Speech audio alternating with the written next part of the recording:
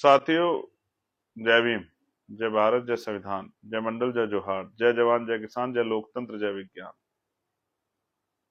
युवा शक्ति जिंदाबाद। मैं फिर से आपके बीच लाइव हूं और आप जानते हैं कि लाइव के विषय पे मैंने अभी आपसे बात की थी। प्यारे साथियों, ये जो आंदोलन था ये शिक्षा को लेकर था और शिक्षा बहुत महत्वपूर्ण है, स्पेशली उन बच्चों के लिए जो ग्रामीण अंचल के हैं या जिनके परिवारों में उस तरह की आर्थिक सशक्तिकरण नहीं है जिस तरह का कुछ परिवारों के पास है। इसलिए हम लोग इस आंदोलन में जुड़े और जितनी हम लोग कोशिश कर सकते थे, जब जब समर्थन देना हो, लोगों को बुलाना हो, जब उसको हटाने की बात की, उनके साथ खड़े होना हो, उनकी मदद करना हो, या फिर जो है 20 तारीख को जहां आवश्यकता थी वहां खड़े होकर बच्चों के साथ रहना हो। लेकिन महत्वपूर्ण यह है साथियों कि जब लोकसभा में इस विषय पर चर्चा हुई तो मैं अपनी बात रखना चाहता था, लेकिन मुझे मेरी बात रखने नहीं दी गई। हो सकता है सत्ता को मेरी बात बुरी लगी हो सकता है कि मेरे सवालों का जवाब सरकार के पास ना हो सकता है कि सत्ता विरोध को सुनना ना चाहती हो, और हो सकता है कि हमारे सुझाव को सरकार ना मानना चाहती हो। लेकिन मेरे बहुत सारे सुझाव थे जिनको मैं देना चाहता था। मेरे मन में बहुत सारे सवाल थे जिनको मैंने पूछना ही शुरू किया था, लेकिन मेरा समय खत्म कर दिया गया। मुझे बड़ी तकलीफ हुई कि मैं अपने लोगों से बात करना चाहता था, उनकी आवाज उठाना चाहता था, उन युवाओं को न्याय मिले, और जो वादे सरकार ने पूरे वादे किए थे उनको पूरा नहीं कर पाए, उस पर भी मुझे जवाब मांगना था। तो मैं वहां नहीं कह पाया, लेकिन मेरे पास ये प्लेटफॉर्म है कहने के लिए कि हम किस तरह के सुझाव थे हमारे भविष्य के लिए, किस तरह का परीक्षाओं में सुधार होना चाहिए। कोई भी परीक्षा हो, पहला सुधार कि बच्चों से एग्जाम फीस ना ली जाए। बहुत सारी परीक्षाएं होती हैं, नौकरियों के लिए, भर्तियों के लिए एग्जाम आते हैं, फॉर्म आते हैं, और आप देखिए जैसे 10,000 भर्ती आई और 50 लाख बच्चों ने फॉर्म भरा, नौकरी कितने बच्चों को मिलेगी? 10,000 को। फॉर्म कितने बच्चों ने भरा? 50 लाख बच्चों ने। बेरोजगारी की हालत यही है। लेकिन 49,90,000 बच्चों ने भी पैसा दिया, समय खर्च किया। उनका क्या? उनके जो एग्जाम फीस के नाम पे आपने पैसा लिया वो उनको क्यों नहीं लौटाते आप? तो मेरा ये मानना है कि बेरोजगार नौजवान जो टैक्स दे रहा है ऑलरेडी, कपड़े में, जूते में, खाने पीने के सामान में, आने जाने में, बसज में, ट्रेन में, हर चीज पे टैक्स जो है हमारे टैक्सेस सिस्टम की वजह से लगता है, किताबों पे, कॉपियों पे, इंटरनेट पे, हर चीज पे जो टैक्स देता है, तो उनके साथ परीक्षाओं में भी नौकरी के नाम पे इस तरह का घोटाला क्यों? आर्थिक मार क्यों? इसलिए मेरी मांग थी कि परीक्षाओं को, किसी भी तरह की परीक्षा हो, चाहे नौकरी की हो या एग्जामिनेशन फॉर्म की हो, उनसे ये जो परीक्षा शुल्क है वो हटाया जाए। दूसरा, आप सेंटर लगा देते हो इतनी दूर, 500 kilometre, 400 kilometre, 300 kilometre, 200 kilometre, home centre रखे जाएं, युवाओं के समवर्ती जिले में हो जाएं, 100 किलोमीटर के अंडर में, बेटियों के, बच्चियों के होम डिस्ट्रिक्ट में सेंटर हो। ऐसा नहीं कि उनको जो है आप भेज दो 200-400 किलोमीटर, उनके साथ जाना पड़ेगा परिवार किसी एक आदमी को। ऐसी सुरक्षा व्यवस्था नहीं है आपकी। तो आप भेजोगे, परिवार का एक आदमी जाएगा, एक दिन पहले जाएगा, कहाँ रुकेगा? होटल में, किसी रिश्तेदारी में, कहीं रिश्तेदारियां भी नहीं होती, रात को कहाँ समय बिताएंगे? रेलवे स्टेशन पे, बस स्टैंड पे, कहाँ? कोई जिम्मेदारी नहीं है आपकी, आपने बस सेंटर डाल दिया है।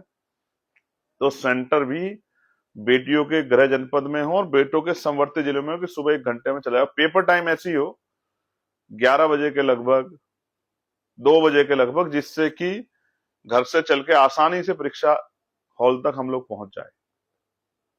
फिर आप जो है नॉर्मलाइजेशन का जो है विरोध बच्चे यूपी पीसीएस के भी कर रहे थे, नॉर्मलाइजेशन खत्म करना चाहिए, स्कोर बोर्ड जारी हो, स्कोर कार्ड, कोई भी एग्जाम हो, किस बच्चे के कितने मार्क्स आए, इसलिए जो है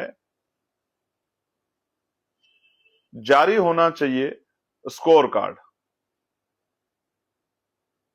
बच्चे को पता होना चाहिए कि वो कहां खड़ा है, ये नहीं कि बस इतने ही बच्चे आए हैं, इससे ज्यादा का स्कोर कार्ड जारी नहीं करेंगे।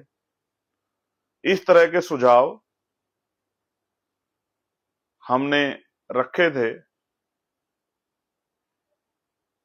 अपनी चर्चा में, लेकिन हमें क्योंकि बोलने नहीं दिया गया, इस वजह से हम अपनी चर्चा को वहां नहीं रख पाए, अपनी बात को नहीं रख पाए।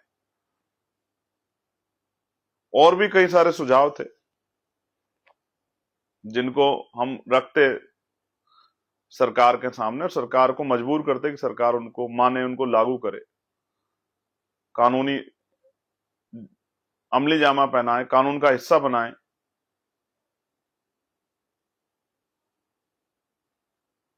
जैसे पेपर लीक नहीं होने, आप कह रहे हैं हम फास्ट ट्रैक कोर्ट हम बना रहे हैं, इसका मतलब आप ये तय कर रहे हैं कि भविष्य में पेपर लीक चलता रहेगा, इसलिए सजा हो जाए फास्ट ट्रैक कोर्ट में, इसलिए फास्ट ट्रैक कोर्ट बना रहे। पेपर लीक के लिए स्थायी प्रक्रिया क्या है आपके पास, अस्थायी व्यवस्था क्या बनाई है आपने नए बिल में भी?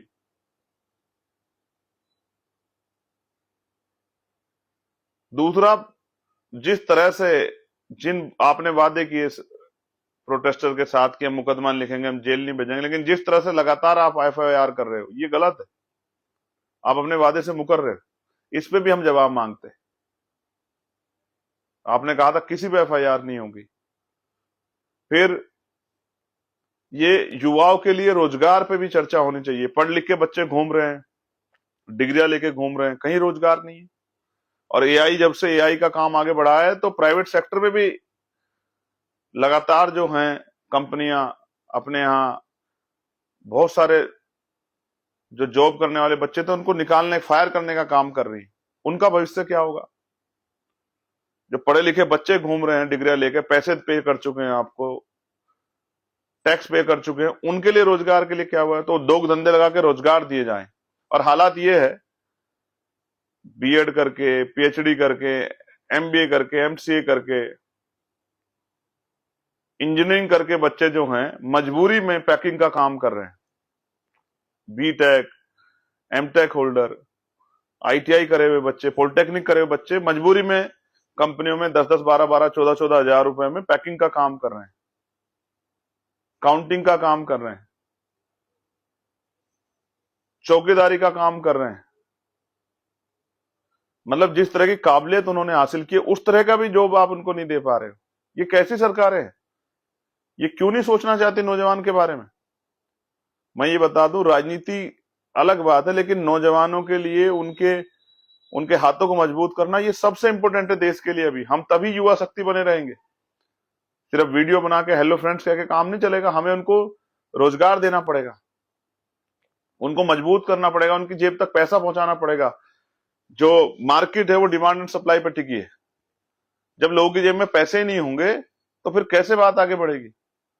कि अगर मार्केट जाएंगे भी और कुछ जेब में पैसे तो खरीदेंगे क्या? चक्कर लगा के आने से मार्केट थोड़े आगे बढ़ जाएगी।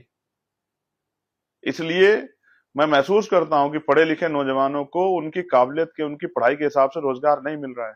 मैंने तो अपनी आंखों से देखा, एमटेक बीटेक होल्डर जो है चपरासी की नौकरी के फॉर्म भर रहे हैं बेचारे।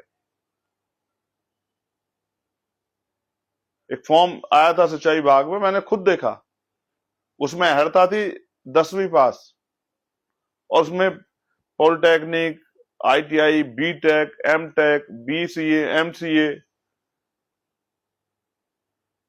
यहां तक कि पीएचडी होल्डर बच्चों ने भी फॉर्म भरा हुआ था, एमए एमएससी करे बच्चों ने। तो समझ आता है बेरोजगारी की हालत क्या है। देश को सोचना पड़ेगा, सरकारों को सोचना पड़ेगा। और मैंने तो एक नई खबर सुनी, मैंने बात भी की थी बच्चों से फतेहपुर में। फतेहपुर के जो बच्चे अपने स्कूल के जर्जर होने के ऊपर के लिए लड़े कि कल उनकी जान पे कोई आफत ना हो जाए, उनको नुकसान ना हो जाए, कोई ये बिल्डिंग ना गिर जाए। तो मैं बड़ा ताज्जुब रहा कि उनकी जांच हो रही है, उनकी फंडिंग की, कि उन्होंने जो है विरोध कैसे कर, देश जाग रहा है भाई।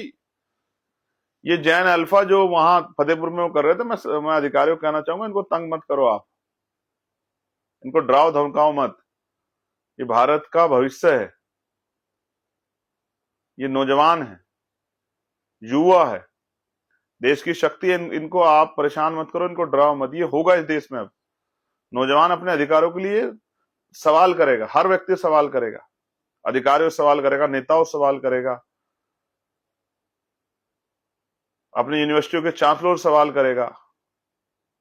अब जागरूकता बढ़ी है लोगों में, लोग सवाल करना सीख गए हैं। इसलिए तो शिक्षा से सरकार बच रही है। 94,000 स्कूल बंद करवाने वाली सरकार कितनी नौजवानों के हिस्से थी, शिक्षा कितनी थी, ये हमें समझना पड़ेगा। तो प्यारे साथियों, बहुत सारी चीजें थी जिन पे हम चाहते थे चर्चा हो, सुझाव दिए जाएं, उन सुझावों को लागू किया जाए। जैसे कैलेंडर बने, ईयरली कैलेंडर बने, हर साल का कैलेंडर बने, राज्य का भी और केंद्र की कौन कौन सी परीक्षा इस कौन से मंथ में आएगी, क्योंकि मैं जानता हूं राज्य की कौन कौन सी परीक्षा कौन से मंथ में आएगी, कब फॉर्म भरने का समय क्या है, कब जो है फॉर्म की लास्ट डेट होगी, कब जो है परीक्षा की डेट आएगी, कब रिजल्ट आएगा, ये पता होना चाहिए। क्योंकि मैं जानता हूं जब इस तरह के फॉर्म्स वगैरह भरे जाते हैं तो बच्चे जो प्राइवेट जॉब कर रहे होते हैं, काम छोड़ के आते हैं और तैयारी करते हैं मन लगा के, और आप उसकी डेट बदल देते हो। वही घर का सहारा होते हैं, घर चलाने वाले, लेकिन वो फिर टूट जाते हैं, कमजोर पड़ जाते हैं। ये अन्याय अब नहीं चलेगा देश के अंदर। मैं इसलिए आपके सामने लाइव आया कि आपको बता सकूं कि मैं इन सारी बातों को लेके वहां पार्लियामेंट में जोर से सवाल खड़ा करता, बच्चों पर चली लाठी गोली का हिसाब मांगता, लेकिन मुझे बोलने नहीं दिया गया। तो जब मुझे वहां नहीं बोलने दिया गया, मुझे लगा मुझे आपसे बात करनी चाहिए, बताना चाहिए कि हम आपके बारे में क्या सोच रहे हैं। और मैं स्पेशली उत्तर प्रदेश उत्तराखंड के नौजवान साथियों से कहना चाहता हूं कि हम आपके साथ खड़े हैं। हम इस लड़ाई को लड़ेंगे, मजबूर करेंगे कि रोजगार को इशू बनाएंगे। मैं तो चाहता हूं कक्षा 1 से PhD तक की जितना आदमी पढ़ना चाहे उस पढ़ाई को मुफ्त करना चाहिए, कि गरीब के बच्चों के रास्ते में कोई कांटा ना आए पढ़ते वक्त।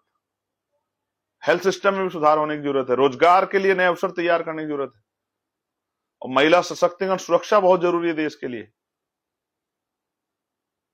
इसलिए बहुत सारी बातें जिन पे बात करनी थी, मगर क्योंकि सत्ता ने का भय दिखा और सत्ता ने बोलने नहीं दिया, कोई बात नहीं,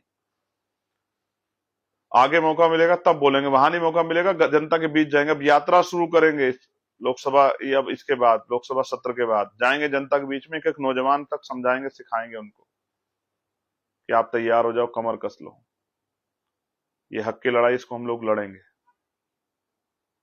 मैं आपका धन्यवाद करता हूं जितने साथी दिल्ली आए थे, या जहां जिन्होंने 25 तारीख को प्रोटेस्ट किया, पार्टी के नेताओं का, कार्यकर्ताओं का, नए युवा साथियों का धन्यवाद करता हूं, और आपको बधाई और मंगल कामनाएं देता हूं कि आप इसी तरह लड़ते रहिए, संघर्ष कीजिए, जीत आपकी होगी, डरिए मत।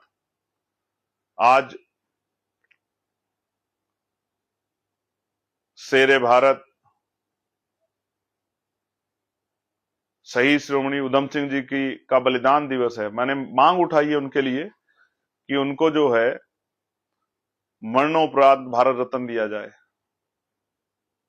और उनकी एक मूर्ति पार्लियामेंट में लगे कि देश का नौजवान, हम जैसे नौजवान उनको नमन कर सकें, उनको याद कर सकें, उनकी शहादत को याद कर सके, देश के प्रति उनके असीम प्रेम को याद कर सके। ये मांग हमने उठाई। आज मैं आपसे भी कहता हूं, देश के वीर महान पुरुषों का सम्मान होना ही चाहिए, जाति धर्म से ऊपर उठ के। इसलिए मैंने शहीद श्रोमणी उधम सिंह जी के लिए एक मूर्ति जो है उनकी लगे पार्लियामेंट में, इसकी मांग उठाई, और उनको भारत रत्न दिया जाए, इसकी मांग मैंने उठाई। और रही बात जो साथी को लिख रहे ईवीएम, उनको लेके हम लोग तैयार हैं। ईवीएम भी हटाएंगे, देश भी बचाएंगे, संविधान बचाएंगे, और नौजवानों को उनका हक अधिकार भी दिलाएंगे, अच्छी शिक्षा चिकित्सा व्यवस्था भी लागू कराएंगे, बहन बेटियों के सम्मान की रक्षा भी करेंगे, उनको सुरक्षित भी करेंगे, उनको शक्ति भी देंगे। बहुत बहुत धन्यवाद। जय भीम, जय भारत, जय संविधान, जय मंडल, जय जोहार, जय जवान, जय किसान, जय लोकतंत्र, जय विज्ञान। मैं आपका भाई चंद्रशेखर आजाद, आप सबके लिए मंगल कामनाएं। धन्यवाद।